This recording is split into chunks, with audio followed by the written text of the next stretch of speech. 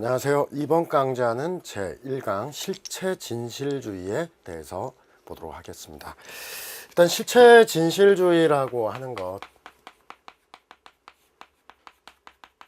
우리가 이제 통상 형사소송법뿐 아니라 모든 소송법의 3대 이념, 실체진실주의, 그 다음에 적정절차, 적법절차라고 해도 상관없어요. 그 다음에 신속한 재판. 이 적정절차라고 얘기하는 것은 형사소송법뿐 아니라 행정법이라든지 기타 민사소송에서도 똑같이 3대 이념이라고 얘기를 해요. 그래서 이제 우리가 통상적으로 형사소송법이라고 하는 건 무엇이냐? 형사소송법이라고 하는 것들은 여러분들 전문가죠. 형사소송법이라고 하는 것은 형법을 실현하는 법률. 형법을 실현한다라고 하는 것은 범죄가 일어났을 때 형법이 범죄와 형벌에 관한 거죠. 이 범죄가 발생했을 때 이 범인을 검거해서 이것을 처벌할 수 있도록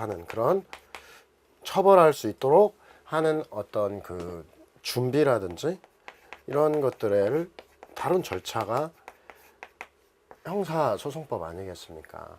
그러면 형사소송법의 가장 기본적인 이념은 범인을 검거해서 처벌할 수 있게끔 가는 거예요. 이게 실체진실주의죠. 그런데 이제 역사적으로 이 실체진실주의라고 하는 것들은 너무나 강조가 됐죠. 사실은 말을 하지 않아도 이거 아주 흥미로운 것들을 보면 실체진실주의에는 헌법적 근거가 없어요. 반면에 적정절차는 헌법 12조 1항에서 적법절차의 원칙을 규정한 이래 아주 다양한 기본권 규정들이 있는데,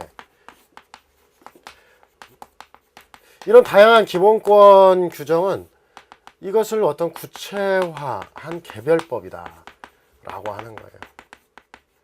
개별 기본권이다.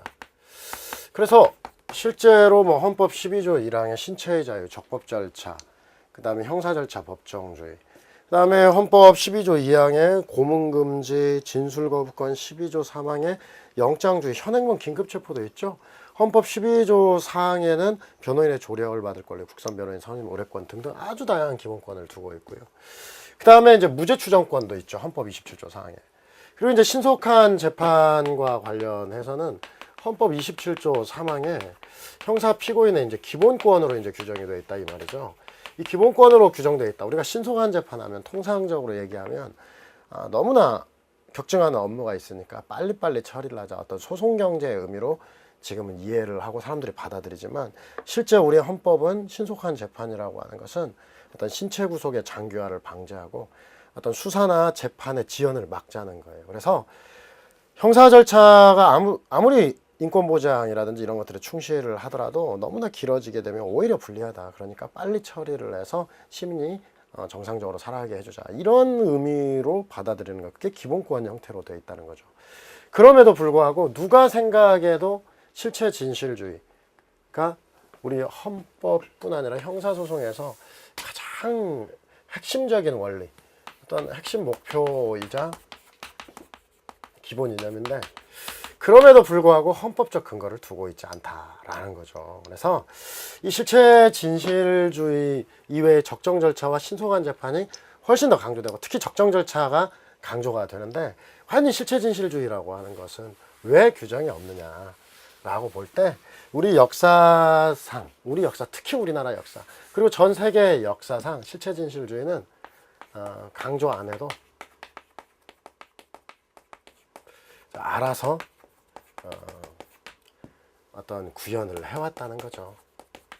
특히 국가에서 심지어는 생사람까지 이제 잡아가지고 어떤 범죄에 대한 위하, 억압, 압박 이런 것들을 통해서 어떤 국민들을 고통스럽게 할 때도 있었고, 그리고 범죄자에 대해서는 강력 대응한다는 모습을 잘 보여줘 왔었죠. 그래서 역설적이게도 모순적이게도 헌법에는 실체진실주의가 없어요.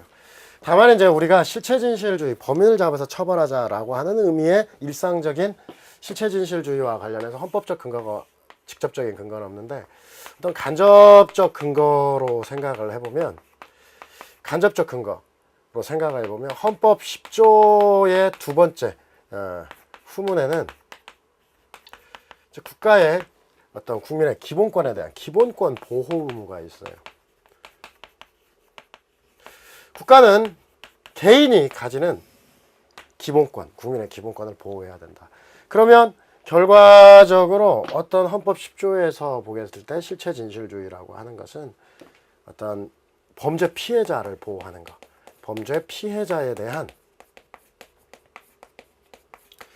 또 국가의 보호 의무라고 하는 것으로서 실체 진실주의를 좀 간접적으로 나올 수가 있죠. 범죄 피해자를 보호하자. 사실 경찰이 왜 있죠? 경찰이 있다라고 하는 이유는 단 한 가지예요. 우리가 조금 더 쉽게 말해서 범인 검거하고 범죄자를 잡아들이는 거. 자, 그러면 조금 더 고상하게 생각을 해보면 그 뒤에 이상을 생각해보면 아니 범죄 피해자들 억울하잖아요. 이 억울한 범죄 피해자 누가 보호해줘요? 아니 경찰이 보호해주는 거 아니에요.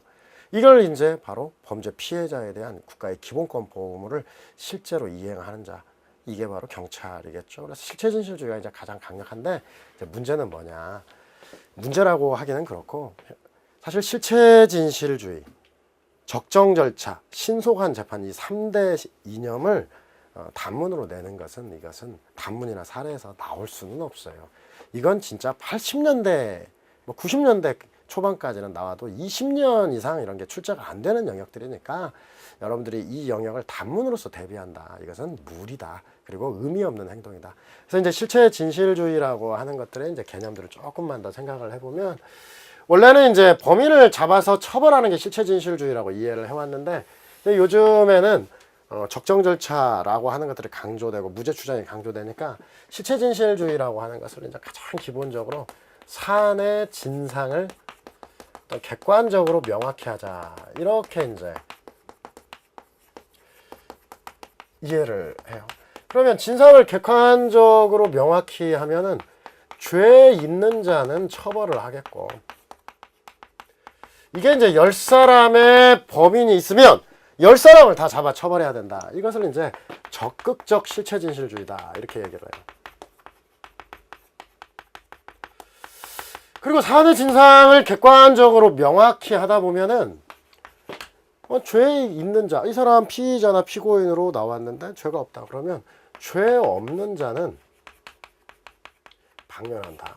우리가 이제 이렇게 얘기를 하죠. 10사람의 범인을 놓치더라도 무고한 한 명을 처벌해서는 안 된다. 이렇게 이제 얘기하는데 이걸 이제 소극적 실체진실주의라고 얘기하고요. 우리가 이제 통상 실체진실주의 하게 되면 일반인들이 많이 쓰는 거. 앞으로 검토에서도 쓰는 것은 죄 있는 자 처벌하는 거예요. 그러나 이 양자가 대립할 때 결국은 소극적 실체진실주의를 우선하게 된다. 실체진실주의를 우선한다 라고 얘기를 하는데 이건 사실은 어디에서 나오냐면 우리 헌법에서 기본적으로 12조 1항 적정절차 원칙을 대이념으로 해놓고 헌법 27조 4항 무죄추정권 이런 것들을 규정해 놓은 것을 비추어 볼 때 이론상으로 그리고 판례상으로 이게 잘 납득이 안 가도 소극적 실체진실주의가 우선하게 돼 있다. 그래서 우리가 앞서서 설명을 드렸었는데 한계규범이라고 하는 것들을 구현하기 위해서 한계규범, 형사소송법은 국가 권력이 행사될 수 있는 최후의 한계다. 따라서 국가 권력이 무고한 자를 처벌해서는 안 되고 어떤 범죄와 관련해서 피의자, 피고인이라고 하는 사람들에게 어떤 방어 수단으로서 마지막 마지노선 그리고 그 인권보장 장치 이런 것들이 강조되어 있기 때문에 사실은 이게 역설적이게 강조된 것은 우리 역사와 밀접한 관련이 있다. 그래서 그러한 점 때문에 양자가 대립하면 립서비스라고 할 수도 있어요. 소극적 실체진실주의가 우선한다. 그래서 이제 이 개념만 정확히 이해를 해주시고 교재의 정리는 특별한 건 없습니다. 한번 하나씩 보겠습니다. 자, 실체진실주의에서 제가 줄을 여기 쳐놨는데 객관적 진실을 발견, 사안의 진상을 명확히 하자는 주의 이 정도 정의는 하나 해놓으면 되겠습니다. 하나 이 정도 외워놓으면 나중에 쓸 때가 있을 거예요. 그래서 이는 정당한 판결의 전제이자 형사소송법의 목표일 것이고 지도이념, 가장 중요한 지도이념이라는 것은 이해할 수 있어요. 그리고 형사소송법에서는 일단은 여러분들이 이제 용어만 이해하세요. 내용을 외우려고 하지 말고. 당사자 처분권주의를 인정하지 않는다. 이렇게 표현하고 있는데, 그리고 이제 형식적 진실주의와 구별된다 했는데, 이 내용을 그냥 이해만 한번 해봅시다. 당사자 처분권주의가 뭐죠? 민사소송 같은 경우에는 예를 들면 갑이 을한테 1억을 청구합니다. 대여금이다. 1억 대여금을 청구한다. 형사소송에서는 검사가 공소를 제기하고 공소 제기를 받으면 피고인인데, 민사에서는 원고, 피고 이렇게 얘기할 수 있죠. 근데 1억을 대여금을 청구했는데 실체 진실은 뭐냐면 대여 사실이 없어요. 그런데 재판을 진행 중에 을이 이렇게 얘기합니다. 그래, 줄게. 이걸 이제 청구의 인낙이라고 표현을 하는데 받아들이는 거예요. 이렇게 하면은 누가? 갑이 승소를 하게 돼요.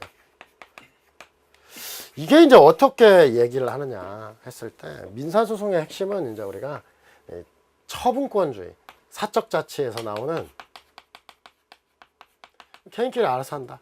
이 처분권주의라고 하는 게 민사소송에서 핵심이라고 해요. 당사자 처분권주의. 처분권주의라고 하는 건 별거 아니에요. 여러분 친구한테 술 사줄 수 있죠? 내 물건 갖다 버릴 수 있죠? 내 돈을 지나가는 사람한테 줄 수도 있어요. 아들한테 줄 수 있어요. 자, 아들에게 내 돈을 줬다. 아들이 원래 이 돈을 받을 정당한 권리가 있나요? 지나가는 사람의 권리가 있나요? 친구가 받을 권리가 있나요? 권리가 있는 게 아니에요. 그러나 내가 줄 수 있죠. 마찬가지예요. 크게 생각하면 친구한테 1억 줄 수 있어요. 그냥 아무 대가 없이. 이런 것들, 즉 민사, 사적 소유권은 내 마음대로 처분할 수 있다는 것을 법이 그대로 반영한 거예요. 이게 처분권주의, 사적 자치. 그래서 이걸 청구의 낙 받아들이면 역사적 진실은 존재하지 않는데 받아들인다, 승소한다. 이걸 이제 형식적 진실주의다, 이렇게 얘기를 해요.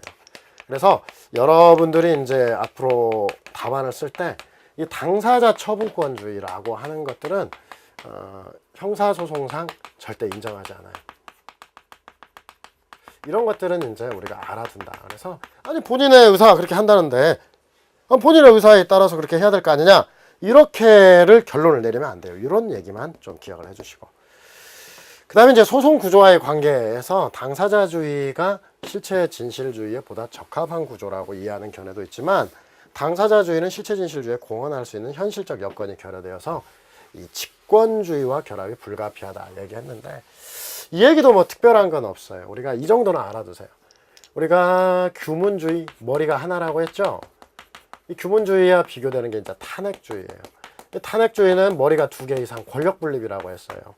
오늘날에서 탄핵주의가 아닌 국가가 거의 없다라고 보면 돼요. 다 탄핵주의라고 대부분의 국가가 이어지는데, 이 탄핵주의는 이제 다시 당사자주의와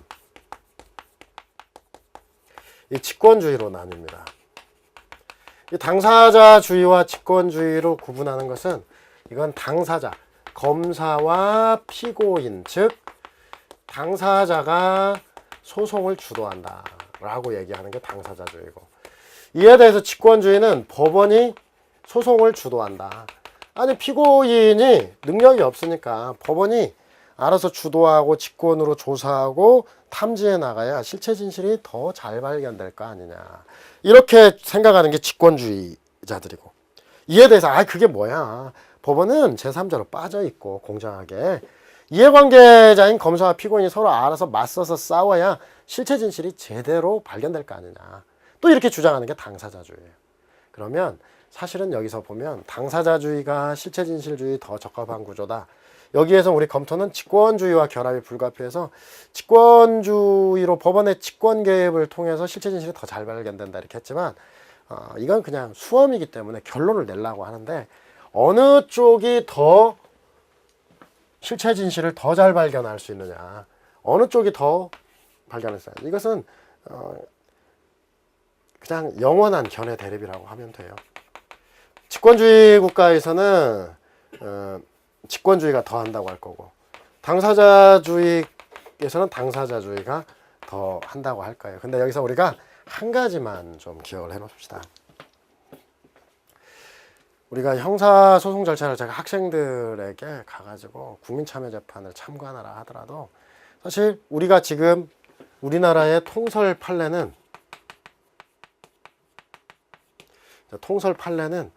우리 소송 구조는 당사자주의다 이렇게 얘기를 해요. 헌법재판소도 대법원도 학계의 모든 사람이 당사자주의라고 해요.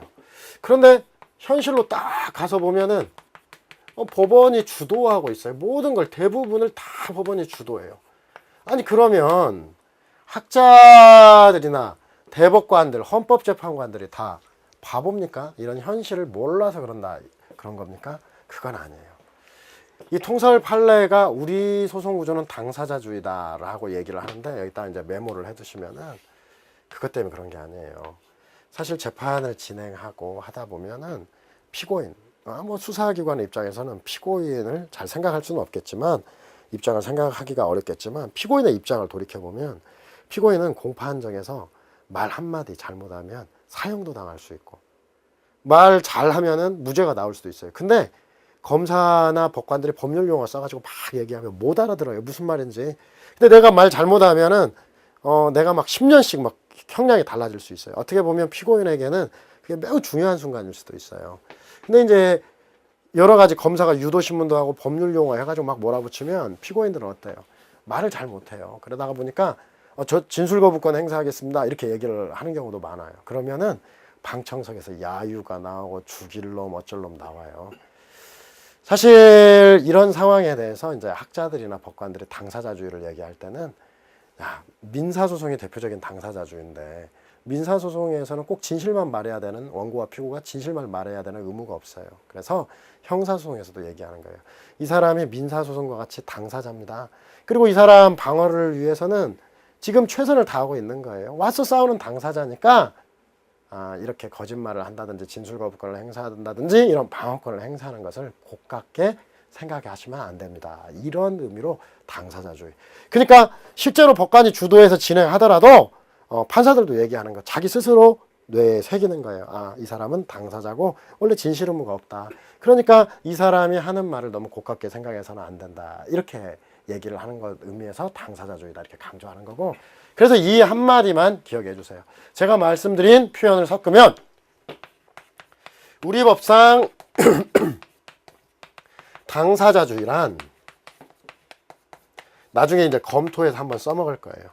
피고인과 검사의 형식적 평등을 의미하는 형식적 당사자주의가 아니라 그래서 줄여서 형식적 평등을 의미하는 것이 아니라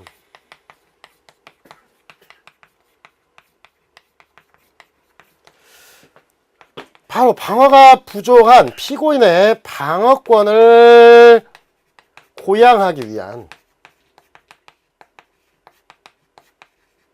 실질적 당사자주의를 말한다. 이렇게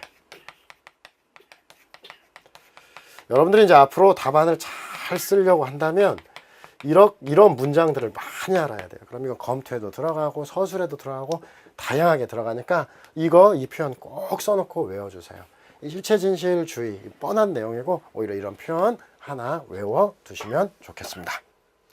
자, 그 다음에 이제 실체진실주의의 내용으로 이제 가보면 이 정도 유죄자 필벌 죄를 범한 자는 반드시 벌한다라고 하는 적극적 실체진실주의. 무죄자 불벌 죄가 없는 자는 벌하지 않는다는 소극적 실체진실주의. 두 가지가 항상 함께 가는데 통설도 그렇고 판례도 그렇고 헌법 27조 사항이 무죄 추정권을 규정하고 있기 때문에 양자가 대립되는 경우에 있어서는 결국 이게 유죄냐 무죄냐가 애매할 때는 무죄 방향으로 갈 수밖에 없다라고 하는 거예요. 그래서 무죄 추정권 때문에 소극적 실체진실주의가 우선한다 얘기하고요. 자, 그 다음에 이제 제도적 구현으로 가는데 사실은 이와 관련해서 어떤 실체진실주의와 무관한 제도는 거의 없어요. 형사 절차가 실체 진실을 발견하기 위한 법이니까.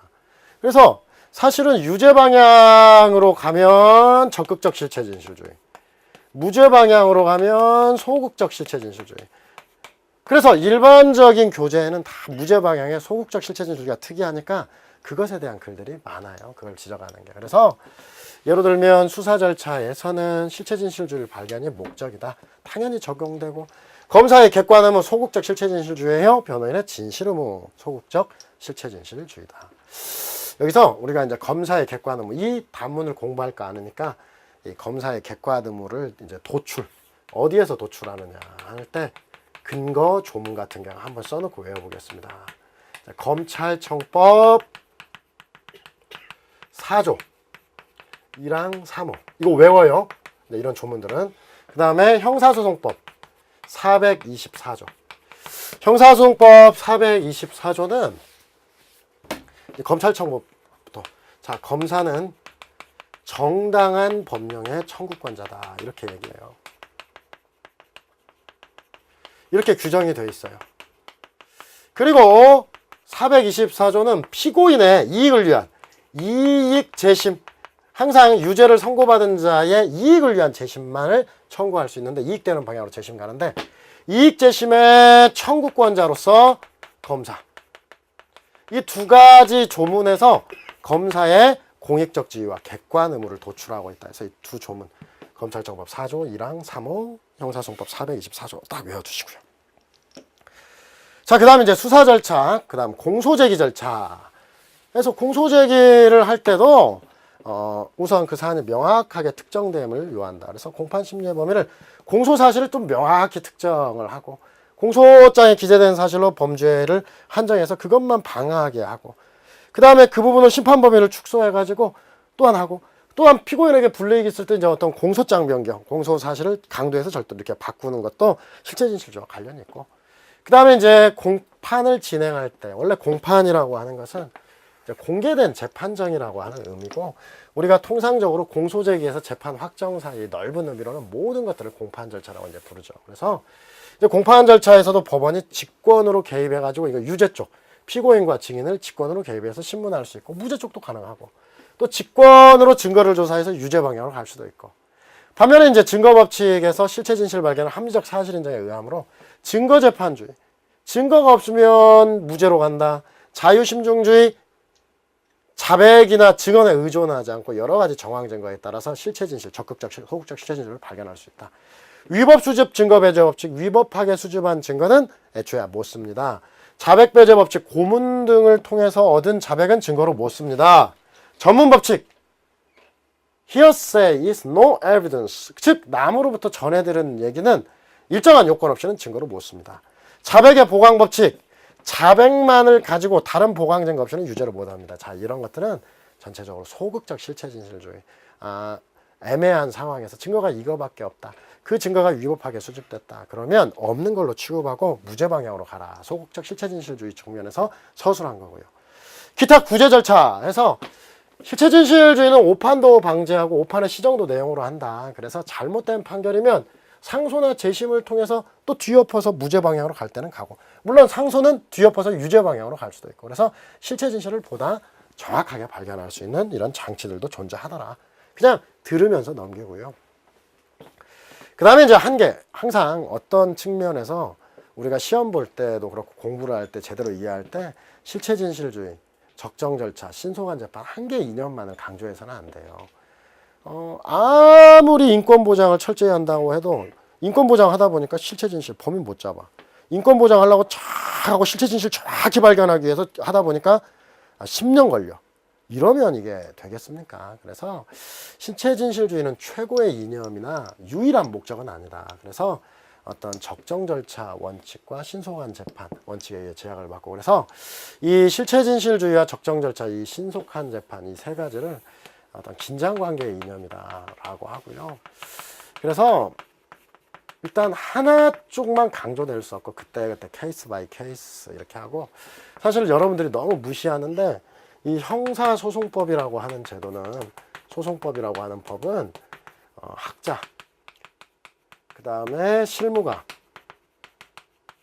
등이 전 세계에서 이렇게 학자와 변호사, 판사, 검사 이런 사람들이 합의해서 형사소송법을 개정한 국가를 찾아보기 힘들어요. 그래서 실무가 등이 어떤 3대 이념을 조화시켜서 만든 법이에요. 그래서 여러분들이 그냥 이론으로 다 끝내는 게 아니에요. 법이 이미 다 고려해서 만들어 놓은 거예요. 그래서 법 내용을 공부하는 게 매우 중요합니다. 그래서 여러분들도 사실은 형사소송법뿐 아니라 법전 하나 정도는 꼭 가지고 이 법을 꼭 확인해 가면서 공부하는 게 필요합니다.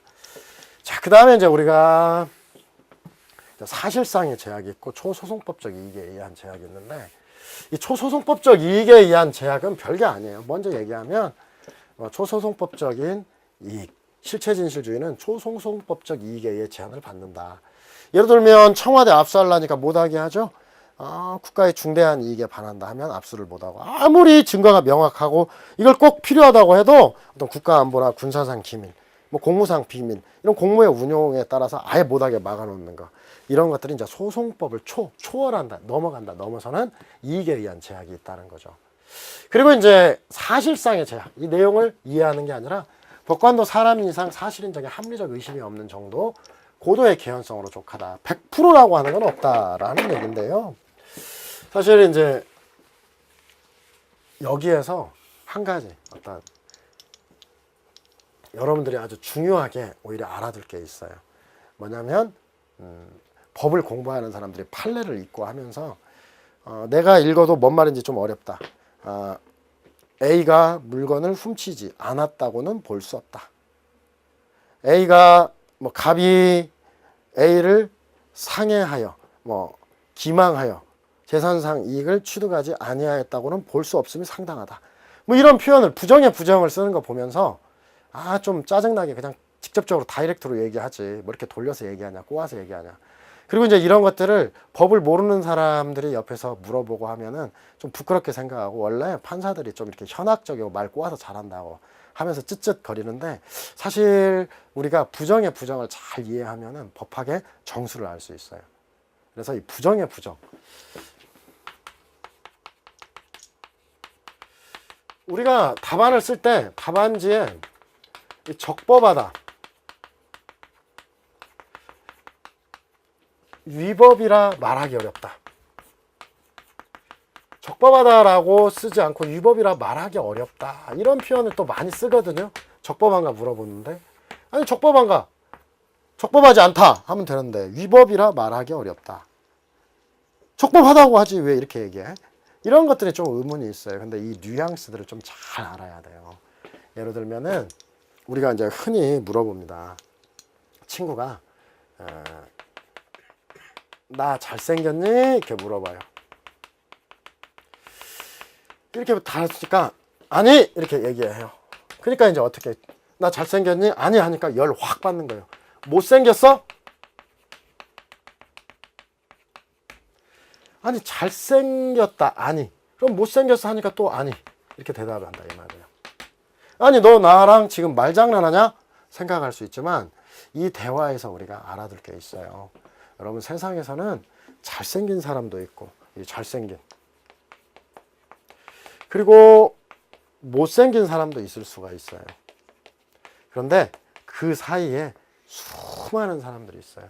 나 잘생겼어? 아니. 그럼 못생겼어? 아니. 너는 못생겼다고도 볼 수 없지만 잘생겼다고도 보기는 어렵다. 너 보통이야. 이 많은 양의 스펙트럼이 있다는 거예요. 그래서 부정의 부정이 꼭 긍정이라고 보기는 어려워요. 꼭 긍정이라고. 그래서 이 뉘앙스를 표현하는데, 이 뉘앙스, 이 부정의 부정으로 나오면 이제 판사도 이 판사의 어떤 심증이라고 하는 게 어렵다, 심증을 굳히기가 어렵다, 이런 것들이 포함돼요. 예를 들면 갑이 절도하였다. 여러분, 살인 사형이 나오는 거, 무기가 나올 때도 마찬가지예요. 갑이 A를 살해하였다, 단언적으로 하면 사형이 나오는데, 이런 문제가 있어. 아니 네가 봤냐? 여러 가지 증거가 말한다고 해도 네가 직접 봤어? 네가 훔치는 거 봤어? 나올 수 있잖아요. 판사 네가 안 봤잖아. 훔친 게 뭐 CCTV 있는 것도 아니고. 이때 이제 얘기하는 거예요, 판사가. 네 갑이 A의 물건을 절취하지 아니하였다고는 볼 수 없다. 여러 가지 증거를 돌이켜 보니까 절취를 안 했다고는 말 못해. 절취하였다고 단언도 못하지만 절취를 안 했다고는 말 못해. 네가 한 게 거의 맞아. 이런 심정이 헷갈릴 때. 더 헷갈리면 어떡해요? 갑이 A의 물건을 절취하지 않았다고는 볼 수 없음이 상당하다. 더 헷갈리면 절취하지 않았다고 볼 수 없음이 상당하지 아니하다고는 말할 수 없다. 더 헷갈리면 절취하지 아니하였다고 말할 수 없음이 상당하지 아니하다라고는 할 수 없음이 사회통념상 타당하다고 볼 수 있다.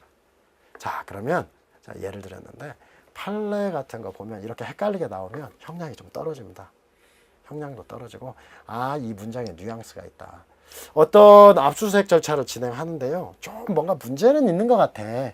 법에 명확히 반하지는 않지만 문제는 좀 있어요. 뭐 그냥 예로 들면 피의자를 신문하는데 때리지 않았어. 욕도 안 했어. 반말도 안 했어.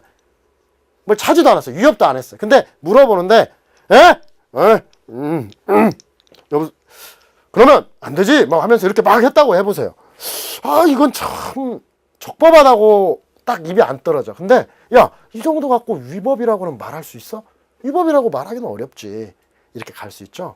바로 그 뉘앙스예요. 그러면 여러분들이 멋진 글을 쓰고 멋진 답안을 쓸 때 인간이기 때문에 사실상 한계가 있단 말이에요.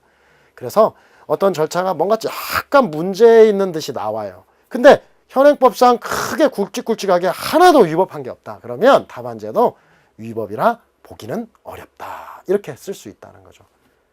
그래서 이 뉘앙스를 가지고 판례 표현도 한번 생각해보고 우리 답안도 멋지게 한번 작성해 볼 수 있겠습니다. 항상 뭐 단문에는 이제 결어가 있는데 뭐 특별한 것도 아니에요. 여기서 뭐 당사자주의와 실체 진실주의, 순조로운 결합을 위해서 어떤 변호인의 조력을 받을 권리를 확충하고 후견적인 직권주의, 법원이 이제 도와주고 피의자를 도와주고 피고인을 도와주는 직권주의로 보충, 실질적 당사자 대등주의, 피고인의 방어권 고양 이런 것들이 또 필요하고 적정 절차, 실체 진실주의니까 항상 이제 이런 정도. 결어에는 현실적인 문제점, 앞으로의 대안. 그러니까 결어에는 어떤 현실적인 문제점, 대안, 뭐 이런 것들이 좀 나온다. 뭐 더 좋으면 입법론 이런 것도 좀 써주면 좋은데 아무튼 그런 내용들을 위해서 이렇게 좀 꾸며놨구나 정도만 보시면 되겠습니다. 이렇게 해서 첫 번째 테마인 실체 진실주의에 대해서 공부를 했는데요. 다시 한번 강조하지만 이걸 외울 필요는 없다. 오히려 실체 진실주의, 사안의 진상을 객관적으로 명확히 하자. 적극적 실체 진실주의, 소극적 실체 진실로 나누고 헌법 27조 4항의 무죄 추정권 때문에 양자가 대립하면 소극적 실체 진실주의가 우선한다. 그러나 그 이상 이하도 아니다. 우리가 통상 말할 때는 처벌하자는 쪽 적극적 실체 진실주의로 말하죠. 오히려 바로 우리가 오히려 개념으로 체크한 것 중에서 실질적 당사자주의, 우리 법상 당사자주의는 형식적 평등이 아니라 피고인의 방어권 고양을 위한 실질적 당사자주의를 말한다. 문장 하나 외워두시고 그 다음에 검사의 객관 의무와 관련해서 검찰정법 4조 1항 3호, 형사소송법 424조가 객관 의무를 도출해내는 근거 규정으로 통설, 판례, 행정이든 형사든 뭐든 다 이 조문을 쓰니까 헌법재판소도 이거 하나 기억을 해주시면 되겠습니다. 이것으로써 본 강좌를 마치겠습니다. 감사합니다.